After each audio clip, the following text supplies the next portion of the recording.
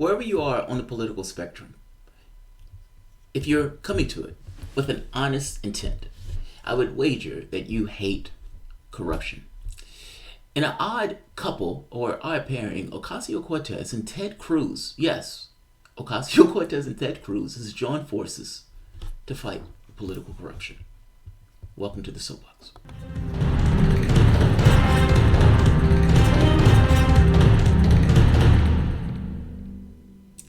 My name is Jamarl Thomas. This is the Progressive Soapbox. It is not Groundhog's Day. Yes, I've done this video once before, but I hated that video, and that video went way too long. So let's try this one more time with a little bit more pep. Yes, as I said prior, Ocasio-Cortez and Ted Cruz are joining forces to fight corruption.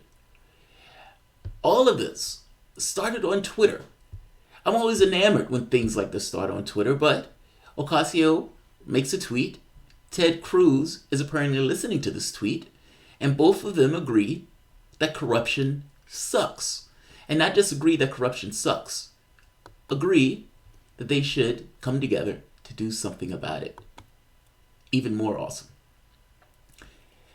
What this boils down to is lobbying. Ocasio just made the very basic point that, look, if somebody held a job in Congress, they shouldn't be able to turn around and leverage the job that they had in Congress in a lobbying position afterwards. It creates horrible drives and horrible incentives. These are human beings after all. They're not paragons of virtue that don't succumb to political incentives or financial incentives. They do. They're human beings. Now, all of this started because of this tweet. Breaking. Nearly 60% of former members of the 115th who have taken jobs outside of politics are now lobbying or have other jobs influencing federal policy. There's Dinosaur Joe Crowley. Did Joe Crowley know he was going to get a job in lobbying after he left? And if Joe Crowley did know he was going to get a job lobbying, whatever that industry, be it financial, oil and gas, medical, whatever, would that influence how he behaved in Congress? That answer is, of course, yes. If 60% of these guys are getting jobs lobbying or in some other industry dealing with some other industry, then their Congress is kind of like college basketball. It's their pathway to getting a high ticket or high dollar position. What they do in Congress then is being influenced by what they're going to do after Congress. I hope that makes sense. It's one thing for you and I to have an argument. You may be on the left, I may be on the right, but if we're coming to that argument with honest intent, with that intent being what is in the best interests of the American population. I mean, after all, they're getting in government. That government is supposed to be looking out for the best interests of us in this political space. If the goal is what is the best interest. But the problem here is, in our system, it requires a ton of cash to even get into the political space. Meaning these people have to do things in order to get money just to even get to the point of having that argument about what's in the best interest of the public itself. Understand what that means. From the standpoint of them needing money to get in office. From the standpoint of them needing money to run their elections. Even what they're going to do when they leave office, which is specifically what this is talking about. This notion that somebody is in office, they're supposedly working for the best interests of the public, but in their mind, they know that they need cash to get elected. They spend 75% of their time begging for cash in order to run their elections and to stay viable as a candidate. They also know that when they decide to leave office, they will need a job. And you have all sorts of industries out there that is willing to give politicians jobs because they know that those politicians have access to other politicians that are going to be making policy on healthcare, oil and gas, etc., etc.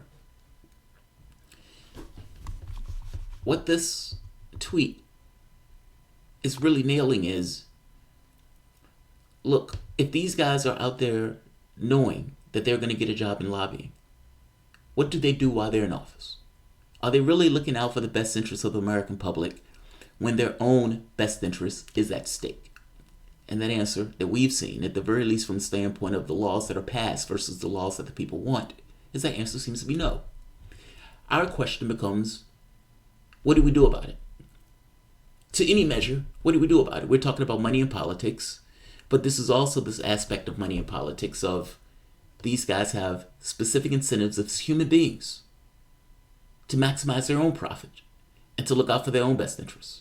And one of their ways of doing that is to get jobs in the companies they're supposed to be regulating while they're in Congress, which creates a disincentive on them actually doing that regulating or in that regulatory capacity while they're in Congress.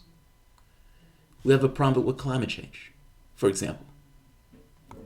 The oil and gas industry still gets billions of dollars in subsidies, and yet they're one of the main drivers of climate change. We're talking about a catastrophe, a global catastrophe on the planet that we, individuals, pay for.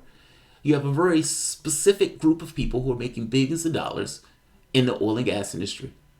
The rest of us are having to pay for that in the standpoint of doing something about climate change. Whatever billions that we're going to have to pay, whether it be for dealing with the catastrophes that come from that, or in dealing with the catastrophes of solving that issue, others make billions. We're paying for it. They were able to externalize their costs onto us, meaning one of those costs is the carbon that they're dumping into the environment that is creating the climate catastrophe that we're dealing with.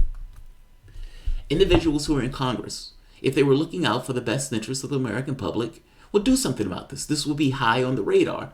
After all, preserving humanity is a big deal. But instead, what happens when these guys are getting jobs as lobbyists after they leave Congress? Are you really going to regulate the industry that you're trying to get a job in afterwards?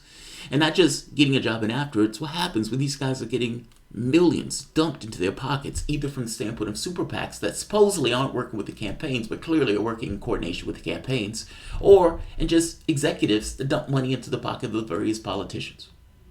How do you get change and regulation of this environment, of this industry, when this industry puts so much money in the pockets of these Congress members and, again, offers jobs afterwards? That's what this tweet is getting at. These guys are not regulating these industries. The weirdness that we see in our political space in some part becomes of the money that's contorting our political space. You can't have an honest argument of people with honest intent because they don't have honest intent, because they have their own needs in this process, not to mention the money that's associated either that's as a secondary factor. So Ocasio sees this. If you're a member of Congress, you should not, and leave, you shouldn't be able to turn around and leverage your service for a lobbyist check. I don't think it should be legal at all to become a corporate lobbyist if you have served in Congress. At minimum, there should be a long wait. Yeah, what I just said. Shorthand tweet of what I just said. You shouldn't be able to just turn around and get a lobbying check. Because if you do that, while you're serving in Congress, you know that that lobbying check is out there for you, in which case the rules and the regulations that you pass while you're in Congress get contorted by your own individual self-interest. Ted Cruz. Here's something I don't say often on this point. I agree with AOC. Indeed, I have long called for a lifetime ban on former members of Congress lobbyists. The swamp would hate it, but perhaps there's a chance for bipartisan cooperation. Yes! On things that we agree, let's get some action on. Yes! 1,000 times yes. On things that we agree, let's get some action on. There are a list of items that we talk about. There may be bipartisan cooperation on those things. Let's get those things out the way. Let's get them out the way. On the list of items that we have from the standpoint of the people of our country, on the items where we say, yeah, we can agree with that. Let's get that shit out the way. So the only thing that we fight about are actually real issues. In this case, one of the things I absolutely agree with is I want less monetary influence in our politics. Ted Cruz pushes for a lifetime ban on former lobbyists. I agree with him. AOC. Ted Cruz, if you're serious about a clean bill, then I'm down. Let's make a deal. If we can agree on a bill with no partisan snuck-in clauses, no poison pills, etc., just a straight, clean bill on members of Congress becoming paid lobbyists, then I'll co-lead the bill with you. Yes. Yes! Cooperation. On Twitter. What is Ted Cruz's response? Right on. You're on. they have come to some level of bipartisan cooperation on lifetime ban on lobbyists. Now the question becomes, is the rest of Congress going to agree with them? Now the catch here is, with 60% of the members of Congress getting a paycheck after they leave because of their political time, then you may have a lot of people that will disagree with this because this is their meal ticket. What do you mean you're going to stop me from getting money, leveraging my political friends and all this other, and my acquaintances while I was in politics? You're going to stop me from doing that? I don't know if I can agree with that, dog. Now, the interesting part here is AOC has a very long thought out Twitter post. I don't know if I agree with all this, but just to hit on part of it. Keeping it real, the elephant in the room with passing a lobbyist ban on members requires the nearly impossible discussion about congressional pay. It's understandably unpopular to discuss giving Congress any raises or perks, and because of that, there's incentives to keep money and loopholes in. Her point is, Congress is not making a lot of money, and because Congress doesn't make enough money, they need to make money in any way they can. And part of that is exchanging political favors. 75% of the times these guys spend is calling, asking for money. If that's what you're doing, if that's how you're spending your time, you can understand that the person who you're talking to, the perspective of the world that you get is from the people who you're asking money for. Not to mention, if you don't take that perspective, it is very possible they're not going to give you money at all. Her point is, look, these guys aren't making enough. And because they're not making enough, they use these loopholes in order to leverage their political space for pay. Now, my point would be, regardless of what you pay Congress, we have in the basis of our society this notion of maximizing your profit. These congressional people are the same. Meaning, even if you paid them more, if they're going to find ways to get additional cash in, meaning what she's calling loopholes, they're going to use that. You could double congressional pay, and Congress is still going to try to use those loopholes to get additional pay because in their mind, you maximize your profit.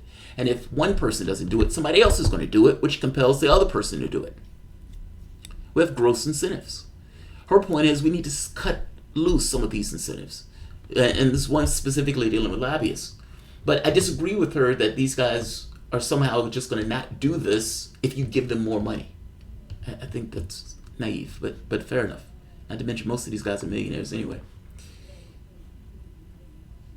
For ex-members of Congress, have strict restrictions that most of the public don't have. One, because our jobs, we have to have residences and pay out of our pocket because we are banned from writing it off as a work expense. Boo-hoo, right? Well, that incentivizes loopholes. Yes, it does incentivize loopholes.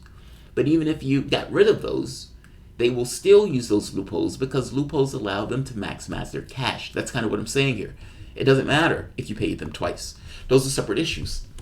Yes, maybe you should pay them more. Fair enough, but let's also talk about these loopholes because even if you pay them more, those loopholes will still be there. We have this notion in our society of maximizing your profit. Everybody thinks this way. I mean, when you're at your job, you want raises. When you're, we have this notion in our society of progress. And in our case, what we consider to be progress is additional profit.